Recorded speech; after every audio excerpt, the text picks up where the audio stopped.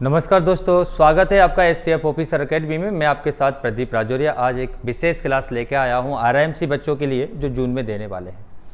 General science की series है। यहां पर हम how to work each part in our body और वन बाय वन हम इनको एक्सप्लेन करते जाएंगे, जिससे आपको ये समझ में आ जाएगा कि हमारी बॉडी से रिलेटेड जो जनरल साइंस होता है वो क्या क्या आता है। आज का हमारा जो टॉपिक है how it works human digestive system, कैसे हमारा जो ह्यूमन डाइजेस्टिव सिस्टम है कार्य करता है। और व्हाट इज डाइजेस्टिव सिस्टम? तो digestive system is a large molecules convert to small molecules like we have eat. हम जो भी कुछ खाते हैं उसमें से बड़े कणों को छोटे छोटे कणों में जो कन्वर्ट करने का कार्य होता है उसे हम डाइजेस्टिव सिस्टम कहते हैं। सबसे पहले हम समझते हैं कि डाइजेस्टिव सिस्टम होता क्या है, कैसे कार्य करता है और क्या होता है इसमें। तो सबसे पहले आइए हम शुरू करते हैं कि डाइजेस्टिव सिस्टम में क्या क्या ऑर्गन्स कार्य करते हैं और कैसे कैसे ये डाइजेस्टिव सिस्टम की जो प्रोसेस है पूरी कंप्लीट होती है, क्योंकि हम जो भी कुछ खाना खाते हैं वो एक डाइजेस्टिव सिस्टम पर जरूर डिपेंड करता है। चलिए सबसे पहले डाइजेस्टिव सिस्टम पर काम करते हैं, तो इसको बोलते हैं ह्यूमन डाइजेस्टिव सिस्टम।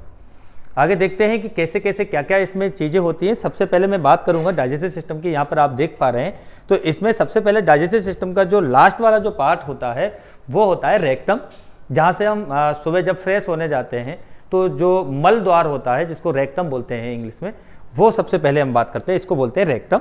और यहाँ से हम अपनी डेली रूटीन की जो प्रोसेस है सुबह से स्टार्ट करते हैं। फिर होता है इसका लार्ज आइंस्टाइन और फिर स्मॉल आइंस्टाइन। ये हमारा डाइजेस्टिव सिस्टम का कंप्लीट वाले पार्ट से हम लेके चल रहे हैं।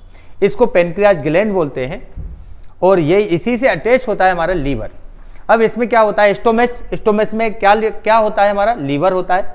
चलिए सबसे पहले हम स्टोमच और लीवर को दोनों को आपको बताने की कोशिश करते हैं। ये हमारा लीवर है और इस लीवर से हमारा कैसे खाना डाइजेस्ट होता है वो सारी चीजें हम पढ़ने वाले हैं। सबसे पहले देखते जाइए बेटा कैसे हम कार्य करने वाले हैं। ये आप देखिए, इसको बोलते हैं हैपर लीवर। इसको क्या बोलते हैं? हैपर लीवर बोलते हैं। और यहाँ पर हम इन सारी चीज़ों को बिल्कुल वन बाय वन डिस्क्राइब करने वाले हैं, एक्सप्लेन करने वाले हैं और आपको बिल्कुल सारी चीज़ें समझ में आ जाएगा। ये हमारा जो पाइप दिख रहा है इसको बोलते हैं ईसोफेगस या फूड पाइप। इसको यहाँ से, और ये हमारे मुंह से कनेक्ट होता है। यहाँ पर एक ये ग्लैंड और दिख रही है आपको, इसको बोलते हैं हम पैरोटाइड ग्लैंड या कैंडुला प्रोटेटाइडिया। और इसको बोलते हैं, ये छोटी छोटी जो दिख रही है इसको बोलते हैं शुम्बिडिबुलर ग्लैंड और इसको बोलते हैं सम्बलीगुलर ग्लैंड्स। देखिए इसको सलाइवरी ग्लैंड भी कहा जाता है और यहाँ से एक प्रोड्यूस होता है लिक्विड, उसको बोलते हैं सलाइवा। ये क्या करेगा, हमारे जो मुंह में जो हम खाना खाएंगे, बाइट करेंगे, अभी मैं आपको इसी के बारे में समझाने वाला हूँ कि किस तरीके से ये सारी चीज़ें कार्य करते हैं। देखिए मुंह में हम यहाँ पर एक टुकड़ा खा रहे हैं, बाइट कर रहे हैं किसी चीज़ को, और जब हम इस बाइट को देखेंगे ये मुंह में जाएगा तो यहाँ पर हम इसको छोटे छोटे पार्ट में, पहली जो कंप्लीट प्रोसेस होगी वो होगी इसको खाने की। इसको छोटे छोटे जो लार्ज जो मॉलिक्यूल्स है उसको स्मॉल मॉलिक्यूल्स में कन्वर्ट करने की। देखिए यहाँ पर इन्होंने छोटा बाइट खाया है और इसको पहले तो ये दांतों की मदद से इसको छोटे छोटे पार्ट में या पार्टिकल्स में कन्वर्ट करने वाले हैं। सबसे पहले देखो यहाँ पर इन्होंने दांतों की मदद से इसको छोटे छोटे पार्ट में कन्वर्ट कर दिया। फिर ये जो ग्लैंड है सैलिवरी, इससे जो प्रोड्यूस होने वाला है और वो क्या प्रोड्यूस होगा? सलाइवा। जब ये सलाइवा इससे मिलेगा तो एक प्रोसेस होगा। देखिए यहाँ पर क्या होगा, कार्बोहाइड्रेट आएगा और एंजाइम्स आएंगे। ये देखिए ये कार्बोहाइड्रेट आपको दिख रहा है और यहाँ पर क्या दिख रहा है, ये एमलाइज दिख रहा है। ये दोनों एमलाइज यानी कि सलाइवा ग्लैंड से जो प्रोड्यूस होने वाला है, ये और ये दोनों अब मिक्स होने वाले हैं। अब जब ये दोनों मिक्स होंगे तो फिर ये खाने की मदद से हमारे पेट के अंदर जाने वाले हैं।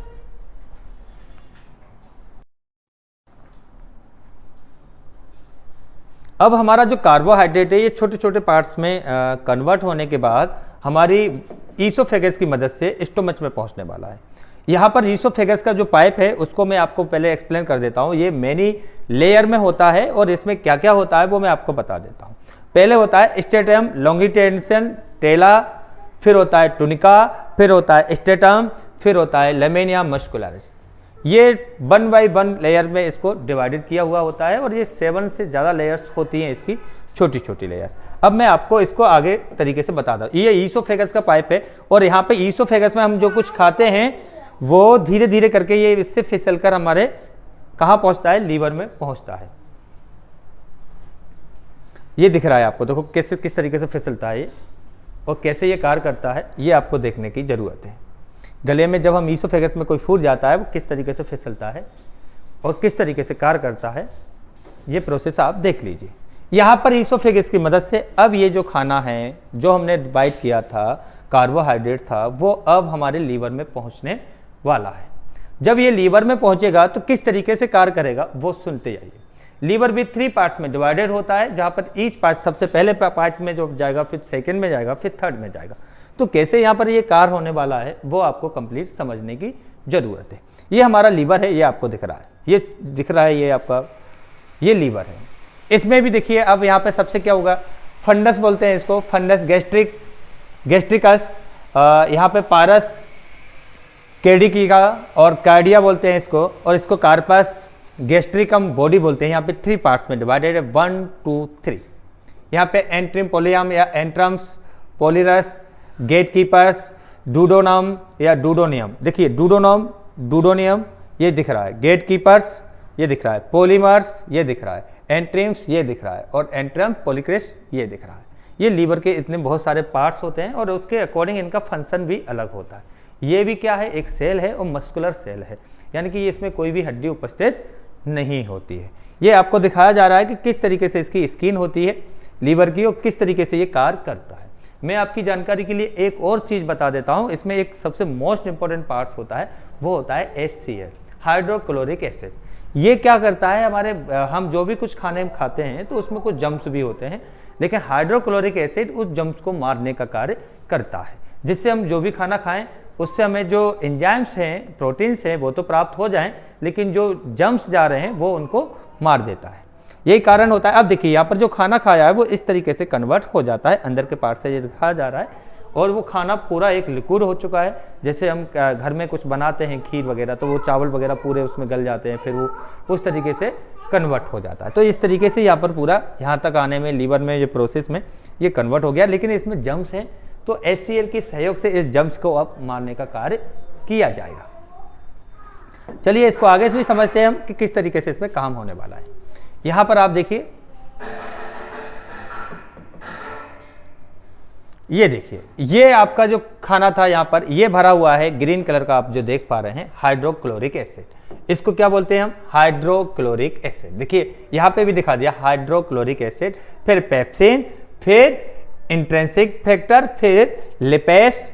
इस तरीके से इसमें कार्य होने वाला है। तो ये जो फूड है जब यहाँ पर जाएगा तो इसमें से सारे जम्स मारने का कार्य किया जाएगा। फिर हमारा जो लीवर है उसमें से पोषक तत्व कुछ सोख लेगा, जिससे कि वो अपने कार्य करने की शक्ति को बरकरार बनाए रखे, क्योंकि लीवर 24 आवर्स कार्य करता रहता है। हम जो भी कुछ खाते पीते हैं पूरा फूड उसमें वापस नहीं जाता, उसमें स्टोर कुछ ना कुछ बना रहता है, जिससे उसकी प्रोसेसिंग चलती रहती है।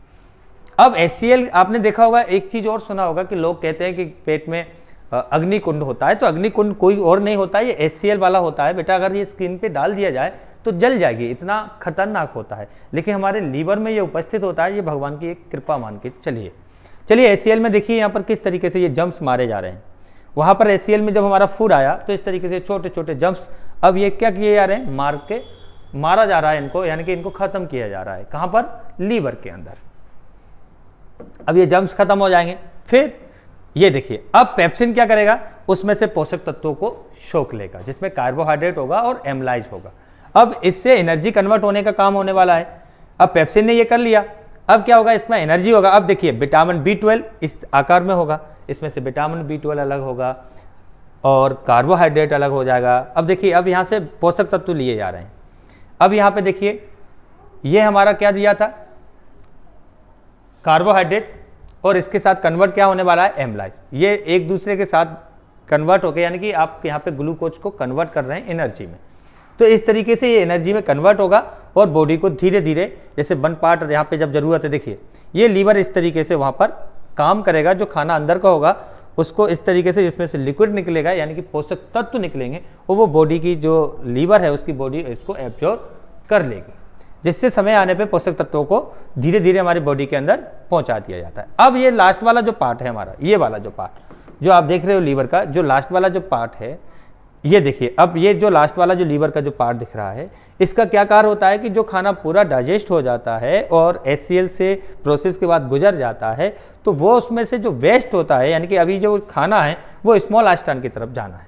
तो स्मॉल आस्टान के बाद ये गेट कीपर के थ्रू, यानी कि ये गेट कीपर बोला जाता है, इसका जो लास्ट वाला जो पार्ट है इसके थ्रू डेंड्रम और गेट कीपर, तो यहाँ पर ये जाने वाला है। और यहाँ पर इसका क्या किया जाएगा कि इस लिक्विड को स्मॉल आस्टान के लिए ट्रांसफर कर दिया जाएगा, जिसको पोषक तत्वों का शोषक बोला जाता है। यानी कि उसमें से जो भी पोषक तत्व हैं वो सारे ग्रहण किए जाएंगे।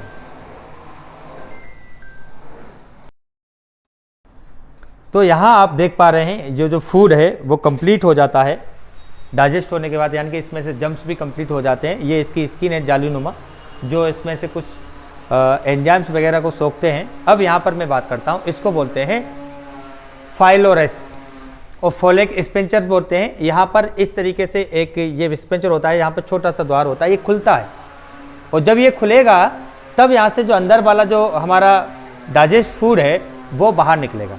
अब देखिए इसको स्पेंचर क्यों बोलते हैं, तो देखिए यहाँ से आप अब देखिए ये खुल गया और खुल गया, यहाँ से ये पूरा फूड है जो डाइजेस्ट हुआ, वो फूड है जो HCl से होकर गुजरा है, इसीलिए ग्रीन कलर का दिख रहा है।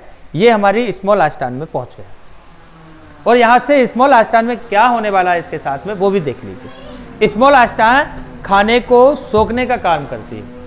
सबसे पहले मैं आपको बता दूंगा, यहाँ पर इसको बोलते हैं एम्पुला हेपोपेंक्रेटिका, यानी कि ampulla of water. Ampulla of water देख रहे हैं यहाँ पर, देखिए ये खाना है, ये यहाँ पर आ गया और ये किस तरीके से कार्य करता है ये भी मैं आपको समझाने वाला हूँ। सबसे पहले मैं आपको यहाँ पर चीज़ें दिखाता हूँ किस तरीके से ये कार्य करेगा।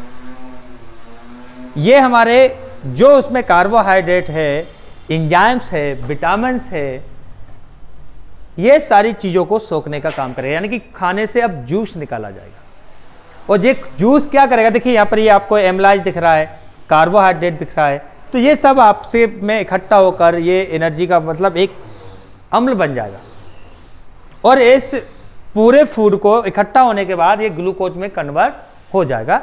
और ये ग्लूकोज जब कन्वर्ट होगा तो फिर आप देखिए यहाँ पर क्या क्या किस तरीके से कार्य करते हैं वो भी मैं आपको दिखाता हूँ। देखिए ये जो जालनुमा दिख रहा है ये B12 है। क्या है? B12। यहाँ पर एमलाइज, कार्बोहाइड्रेट, ये सारी चीज़ें इकट्ठा हो जाती हैं और ये ग्लूकोज में कन्वर्ट हो जाती हैं। इसका सबसे पहले जो प्रोसीजर है वो मैं आपको समझाने का काम कर। देखो ये एमलाइज दिख रहा है आपको, कार्बोहाइड्रेट एमलाइज को किस तरीके से कार्य करेगा वो भी मैं आपको समझाने वाला हूँ।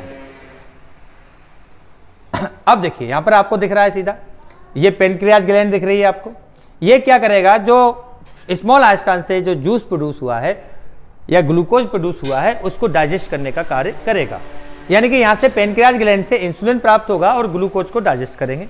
ग्लूकोज डाइजेस्ट कैसे होगा? ऑक्सीजन की उपस्थिति में ब्रेक डाउन होगा और वो एनर्जी में कन्वर्ट हो जाएगा। तो यहाँ पर एनर्जी कन्वर्ट, अब देखिए ये यहाँ से आप इसके 3 कलर हैं, यानी कि स्मॉल आस्टान 3 टाइप्स की होती है, 3 तरीके की होती है। इसको बोलते हैं डूडोडेनम। ये क्वेश्चन पूछा जा चुका है RIMC में, मिलिट्री स्कूल में। इसको बोलते हैं जेलुनम, जो ग्रीन कलर का दिख रहा है, और जो रेड कलर ब्लड में कन्वर्ट होगा इसको बोलते हैं इलम। इलम इसका बड़ा मोस्ट पार्ट होता है, क्योंकि हमारा जो भी कुछ खाना खाते हैं पहले डूडोडेनम में चेंज होता है, फिर जेजेनम में चेंज होता है, फिर इलम में चेंज होता है। ये 3 टाइप्स की होती है, यानी कि 3 पार्ट में डिवाइडेड होती है हमारी स्मॉल आस्टाइन। तो यहाँ पर आप देख पा रहे हैं, और ये ब्लड में कन्वर्ट हो गया और ये ब्लड कहाँ चला जाएगा? हार्ट के लिए ट्रांसफर कर दिया जाएगा, किडनी के लिए, किडनी प्योरीफाई करके हार्ट के लिए भेज देगा और इस तरीके से नया खून बनता रहता है और बॉडी में हमें एनर्जी मिलती रहती है, क्योंकि ब्लड ही क्या करता है, हमारा जो विटामिन है, एंजाइम्स है, इनको ट्रांसपोर्ट करने का कार्य करता है। और इससे ब्लड क्या है, हमारी आंखों में पहुंच गया तो विटामिन वहाँ से आंखों ने ले ली, बोन्स ने ब्लड के थ्रू कैल्शियम ले लिया, इस तरीके से इसका कार्य होता है। ये स्मॉल आस्टान का दिखाया जा रहा है पार्ट कि किस तरीके से स्मॉल आस्टान होती है। इसमें छोटे छोटे रेशा पाए जाते हैं, इसको डेनेनम या जेनेनम बोलते हैं। इसमें किस तरीके से कार्य होता है वो भी देखिए। ये देखिए, ये आपको दिख रहा है B12, इस तरीके से इसमें से सोखते रहते हैं एनर्जी को, और जो फूड है उससे हमें एनर्जी मिल जाती है। देखिए ये पूरा ये RBC बन गया ब्लड सेल्स में, और देखिए ये कार्बोहाइड्रेट है, ये इसमें देखो डाइजेस्ट हो रहा है और इसमें मिक्स हो रहा है, जिसको मैंने अभी बताया था इलम। ये काम कौन करेगा? इलम काम करेगा इसको पूरा करने का, और ये ब्लड में एनर्जी का स्रोत हो गया। आगे चलते हैं हम इसी तरीके से कैसे काम करते हैं, देखिए यहाँ पे बहुत बड़े बड़े रेसे दिख रहे हैं। इसमें जब फूड आता है तो ये रेसे में फूड से गुजरता है तो इसमें से लिक्विड बह के इसके अंदर भर जाता है, और जब लिक्विड भर जाता है तो ये पूरा धीरे धीरे कर ग्लूकोज होता है, ग्लूकोज फिर डाइजेस्ट होता है, फिर वो ब्लड में सर्कुलेट हो जाता है। इस तरीके से इसकी पूरी प्रोसेस होती है। मैं आगे भी इसके बारे में आपको बताता हूं कि किस तरीके से ये कार्य करना होता है। ये देखिए विटामिन B12 आपको दिख गया स्ट्रक्चर इसका। ऐसे ही इसमें क्या क्या मिलने वाला है इस फूड में, वो मैं सारी चीजें बता रहा हूं आपको।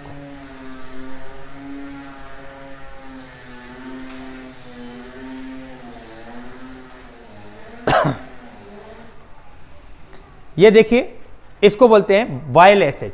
ये हमारा लीवर ही प्रोवाइड करता है बाइल जूस, इसको बाइल एसिड भी बोलते हैं। और इसके बाद मैं आपको और भी आगे बताता हूं। इस तरीके से यहाँ पे देखिए, इसको संगमी टेंशन बोलते हैं। ये देखिए किस तरीके से कार्य हो रहा है। यहाँ पर आपको देख पा रहे हैं कि संगमी टेंशन कैसे कार्य कर रहा है, बॉडी में एनर्जी किस तरीके से आगे बढ़ती है, किस तरीके से जाती है। देखो स्मॉल आस्टान है, ये किस तरीके से देखो इसमें ट्रांसफर हो रहा है। देखिए इस तरीके से ये पूरा प्रोसीजर कंप्लीट होता है। अब आते हैं वेल्वा, और इसको बोलते हैं वॉइस वेल, यानी कि ये आपको दिख रहा है वॉइस वेल, पूरा आप देख पा रहे हैं। और इसका कार्य क्या है वो भी मैं आपको 1 बाय 1 बताता हूँ। यहाँ पे देखिए, ये जो लिक्विड भरा हुआ है, मतलब जो अब हमारा खाना पच गया, अब जो वेस्ट बचता है वो बिग आस्टान के लिए ट्रांसफर होने वाला है। किसकी तरफ ट्रांसफर होने वाला है? बिग आस्टान की तरफ। अब देखिए यहाँ पर बिग आस्टान कौन सी है, ये है। हाँ, एक चीज़ और याद रखना है कि जो स्मॉल आस्टान होती है ये थ्री पार्ट में कन्वर्ट होती है, और इसकी कम से कम समथिंग लंबाई 21 फीट की समथिंग लंबाई होती है। और ये बिग आस्टान है, इसको बिग आस्टान के इसको कोलन्स भी बोलते हैं। ये कोलन्स देखो, एक कोलन्स, 2 कोलन्स इसमें कन्वर्ट होती है। और बिग आस्टान का जो मेन काम होता है, इसका जो लंबाई होती है 7 से 9 फीट की समथिंग, 5 से 7 फीट की समथिंग लंबाई होती है। और इसमें जो हमारा अनडिजायरेबल जो फूड होता है, अनडाइजेस्टिव फूड होता है, यानी कि बेस्ट बोल सकते हैं फूड का, वो इसमें चला जाता है। और जो हम यहाँ पे देखिए, इसको बोलते हैं ट्रांसवर्स कोलन, यानी कि इसको पकड़े रखने वाली, ठीक है। और इसमें काम क्या होगा वो भी मैं आपको बता देता हूँ। जो स्मॉल आस्टान में गया है, फिर वो बिग आस्टान में जाएगा, और बिग आस्टान के बाद वो खाना सुबह रेक्टम के थ्रू बाहर निकल जाएगा। देखिए ये खाना आ गया डाइजेस्ट, मतलब जो वेस्ट बचा था वो रेक्टम में आ गया, और रेक्टम से जब प्रेशर ज़्यादा हो जाएगा तो फिर हमें फ्रेश होने के लिए जाना पड़ता है। और इस तरीके से ये डाइजेस्टिव सिस्टम की जो आज प्रोसेस है वो पूरी कंप्लीट कर लिए। और तब तक के लिए आप लाइक कीजिए, शेयर कीजिए, सब्सक्राइब कीजिए। और RIMC के लिए बहुत ज़्यादा स्पेशल है, NDA के लिए बहुत ज़्यादा